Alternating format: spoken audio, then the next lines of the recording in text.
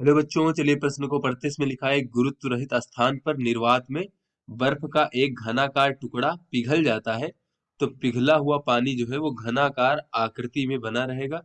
फिर बच्चों बी कहा जा रहा है कि गोलीय आकृति में हो जाएगा। फिर बच्चों सी कहा जा रहा है कि नीचे की ओर गिर जाएगा। फिर बच्चों डी कहा जा रहा है कि ऊपर की ओर उड़ जाएगा। तो बच्चों ये बहुविकल्पीय प्रश्न है, हमें सही विकल्प का चयन करना है। तो चलिए बच्चों इस प्रश्न की मूल अवधारणा को हम समझ लेते हैं बच्चों। और ये समझ लेते हैं बच्चों कि कोई भी द्रव की सतह जो होती है उस पर बच्चों तनाव किस प्रकार से होता है, बच्चों ये समझ लेते हैं।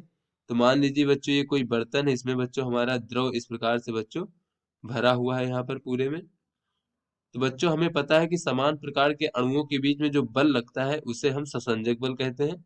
और अलग अलग प्रकार के अणुओं के बीच में जो बच्चों बल लगता है उसे हम आसंजक बल कहते हैं। तो बच्चों यहाँ पर इस द्रव भरा हुआ है बच्चों, तो बीच में अगर हम कोई द्रव का एक अणु ले लें बच्चों, तो इसके चारों ओर समान प्रकार का द्रव है बच्चों। तो इस पर जो है बच्चों सभी अणुओं के द्वारा जो है ससंजक बल लगेगा। अब चूंकि बच्चों चारों ओर द्रव है तो बच्चों चारों ओर इस पर इस प्रकार से असंजक बल बच्चों चारों ओर समान रूप से लगेगा। तो बच्चों इस पर परिणामी बल जो क्या होगा, परिणामी बल बच्चों शून्य होगा।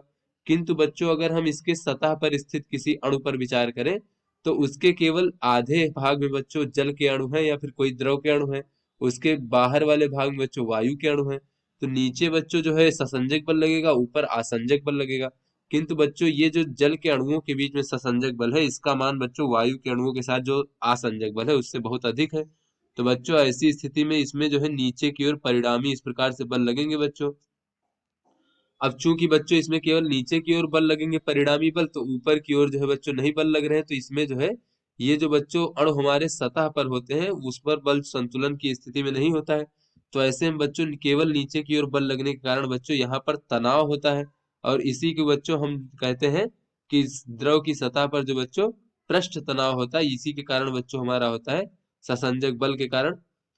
तो बच्चों इसे हम कहते हैं पृष्ठ तनाव। तो बच्चों ये जो पृष्ठ तनाव होता है इसके कारण बच्चों इस द्रव की सतह पर कुछ ऊर्जा होती है बच्चों, पृष्ठीय ऊर्जा।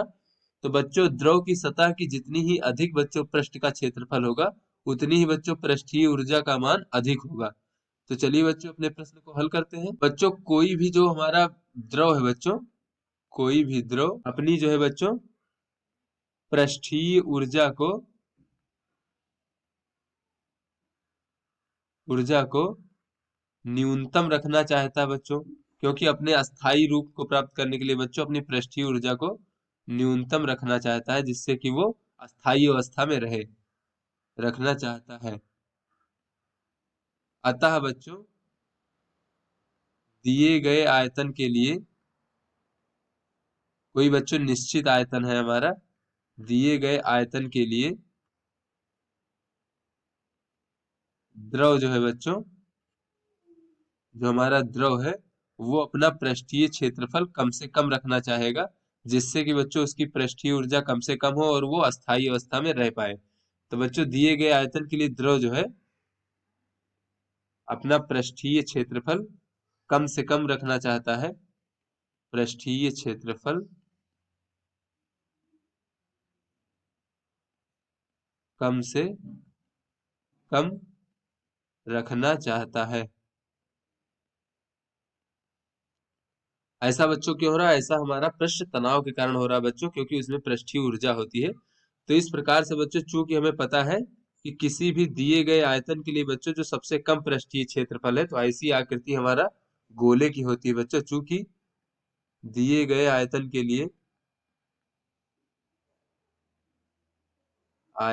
लिए न्यूनतम पृष्ठीय क्षेत्रफल जो है बच्चों, किसी निश्चित आयतन के लिए न्यूनतम पृष्ठीय क्षेत्रफल गोले का होता है बच्चों।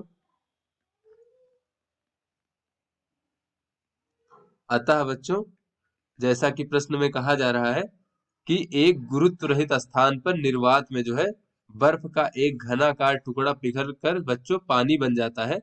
तो पिघला हुआ पानी बच्चों जब ये द्रव है बच्चों तो ये अपने पृष्ठ को कम करना चाहेगा बच्चों, पृष्ठ के क्षेत्रफल को, जिससे कि पृष्ठीय ऊर्जा कम से कम हो जाए और वो स्थायी अवस्था में रह पाए। तो अतः बच्चों पिघला हुआ पानी जो है, पिघला हुआ पानी गोले के रूप में रहेगा। और बच्चों यहाँ पर गुरुत्व रहित है, इसीलिए बच्चों ये गोले के रूप में रहेगा। इस प्रकार से अगर बच्चों यहाँ पर गुरुत्वाकर्षण बल होता नीचे की ओर बच्चों, इस प्रकार से यदि गुरुत्वाकर्षण बल होता बच्चों, तो ये हमारा इसका जो गोलीय शेप है ये इस प्रकार से बच्चों कुछ अंडाकार शेप बन जाता बच्चों, अंडाकार आकार का इस प्रकार से बन जाता। गुरुत्वाकर्षण बल के कारण बच्चों इसका गोलीय आकार जो है ये परिवर्तित या फिर ये कह ले बच्चों विरूपित हो जाता है। तो बच्चों यहाँ पर कहा जा रहा है कि ये गुरुत्व रहित स्थान है, इसलिए बच्चों ये जो है गोले के रूप में रहेगा। तो चलिए बच्चों अपने विकल्पों को देखते हैं। तो यहाँ पर कहते हैं घना आकार आकृति में बना रहेगा, तो ये भी गलत है बच्चों। गोलीय आकृति में हो जाएगा, ये हमारा सही विकल्प है। और नीचे की ओर गिर जाएगा, ऊपर की ओर जाएगा, ये बच्चों हमारा गलत विकल्प है। तो अतः बच्चों बी विकल्प हमारा सही है। तो आशा करते हैं आपको समझ में आ गया होगा। धन्यवाद।